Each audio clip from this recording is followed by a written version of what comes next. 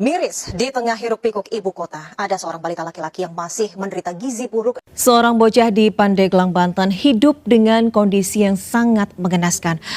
Halo teman-teman semuanya, kembali lagi bersama saya Cantika Evidel Sialahi dengan NIM 24112111035 dari jurusan Ilmu Kesehatan Masyarakat, Fakultas Kesehatan Masyarakat, Universitas Andalas. Di video ini, saya akan menjelaskan apa sih peran dari seorang sarjana tenaga kesehatan masyarakat untuk mengurangi kekurangan gizi di masyarakat dan apa kontribusi yang akan saya lakukan setelah saya tamat atau menjadi seorang sarjana untuk bidang kesehatan di Indonesia. Nah, apa itu SKM? SKM adalah gelar yang diberikan kepada seseorang yang telah menempuh pendidikan di perguruan tinggi dalam program studi ilmu kesehatan masyarakat. Nah, jadi seseorang tersebut akan mempelajari bagaimana preventif dan promotif kesehatan. Jadi, tujuannya bagaimana seorang sarjana kesehatan masyarakat ini akan mengubah pengetahuan sehingga masyarakat itu paham terkait kesehatan dan menimbulkan perilaku yang baik untuk menjaga kesehatan dirinya. Kemudian, bagaimana perilaku tersebut akan menjadi suatu kebiasaan di dalam masyarakat. Selanjutnya, gizi. Gizi adalah hubungan antara makanan dan kesehatan, serta proses penggunaan makanan untuk kehidupan, pertumbuhan, dan perkembangan fungsi jaringan dan organ tubuh agar berjalan atau berfungsi normal dan memproduksi energi. Nah, keadaan tubuh sebagai akibat dari proses konsumsi, penyerapan, dan juga penggunaan makanan untuk menentukan tingkat kesehatan tubuh disebut status gizi. Ada 4 istilah status gizi. Yang pertama, gizi salah atau malnutrition, yaitu keadaan patologis akibat kekurangan atau kelebihan zat gizi dalam jangka waktu lama.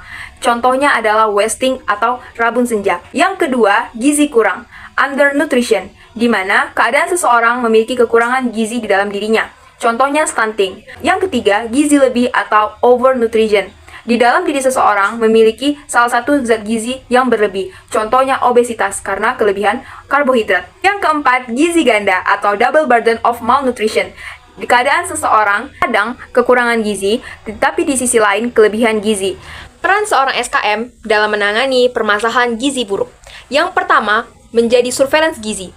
Nah, dalam kegiatan ini, seorang SKM akan melakukan identifikasi dan penanganan terkait permasalahan kasus gizi yang buruk ini, sehingga menciptakan kebijakan atau program yang akan dilaksanakan para pembuat kebijakan, misalnya pemerintah atau dinas kesehatan, untuk meningkatkan kesehatan gizi seseorang. Yang kedua, memberikan edukasi dan penyuluhan.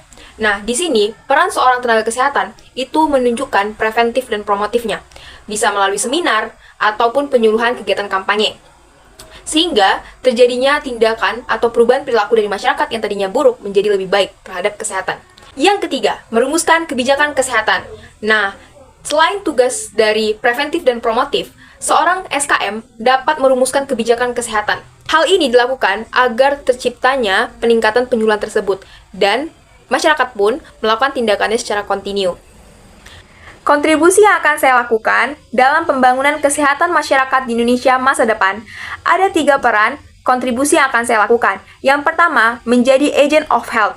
Di sini, menjadi garda terdepan dalam membina hubungan di dalam masyarakat, dengan tujuan memberikan edukasi kepada masyarakat untuk menambah pengetahuan serta pemahaman masyarakat mengenai kesehatan, sehingga masyarakat peduli akan kesehatan dan menimbulkan perilaku untuk membentuk dan meningkatkan kesehatan.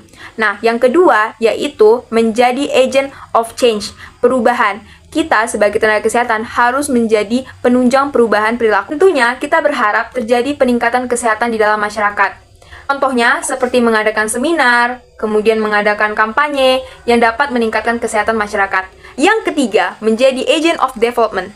Setiap usaha yang dilakukan pasti memiliki tujuan agar munculnya perilaku yang baik, dan perilaku tersebut dapat kontinu atau berjalan dan dipertahankan.